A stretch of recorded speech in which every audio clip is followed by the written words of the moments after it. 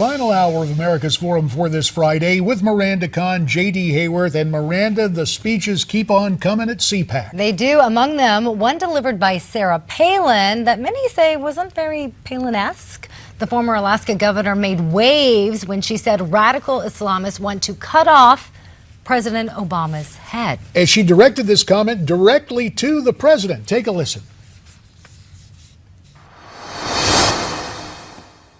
The Middle East is a tinderbox and is coming apart at the seams. It's a death cult's playground. ISIS expands.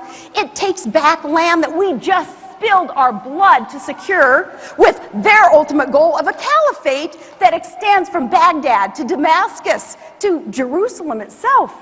And now everywhere you look, well, Islamists are on the march.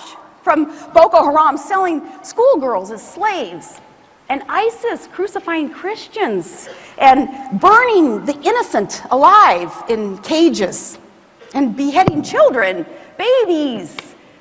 Aside from God Almighty, what is the only force strong enough to keep this barbaric rolling tide at bay? The only thing standing between us and savages? It's the red, white, and blue. It's the United States military.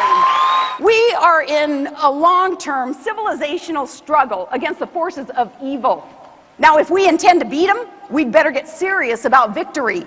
The consequences of weakness, it's retreat and defeat.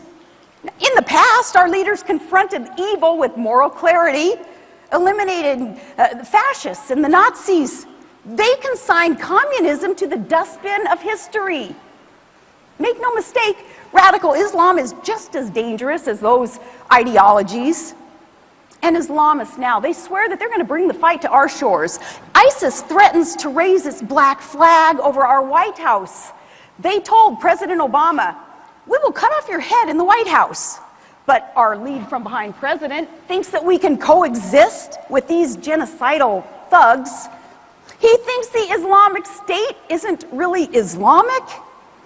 Pretending it's not there doesn't make it go away. Calling it something else won't make it so. And lecturing Christians to get off our high horse about radical Islam won't stop the Islamists from killing Christians. Stop blaming the victim and wake up, Mr. President. While Christians bow our heads to pray for you, radical Islamists want to cut off your head. The world that they want is a world that would submit. We will never submit to evil. We will consign radical Islam to the ash heap of history, just like the Nazis before them. Sarah Palin with a powerful speech at CPAC last night. In stark contrast, a lot of people, Miranda, after that gathering in Iowa that my old colleague Steve King, but it appears that she really had it in gear, and it is invigorating to go into a huge, before a huge gathering and offer the statements. And whatever problems she had in Iowa, I don't think there were problems last night. More often than not. Do you think she redeemed herself? Oh yeah, I think that there is an abiding affection for Sarah Palin.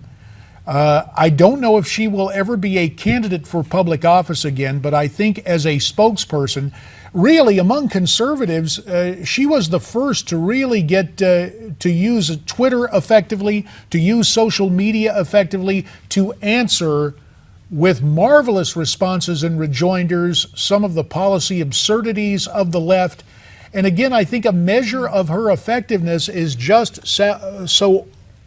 how often and with such shrill ways the left chooses to criticize her. Now, her support is not unanimous on the Republican side, but I think many conservatives take a look at what she has to say and they say, you know what, especially with what she had to say last night at CPAC, I don't quibble with what she had to say at all. Let me ask you this, though. If a lot of candidates are using the CPAC to kind of give them that platform to make a run for the presidency or to run for office, if she's not doing that, why be there? Because she has a brand and a role. You know, it's interesting. We talk about senior statesmen, and arguably Newt Gingrich has moved into that role. Okay. But Sarah Palin is to rally up the troops.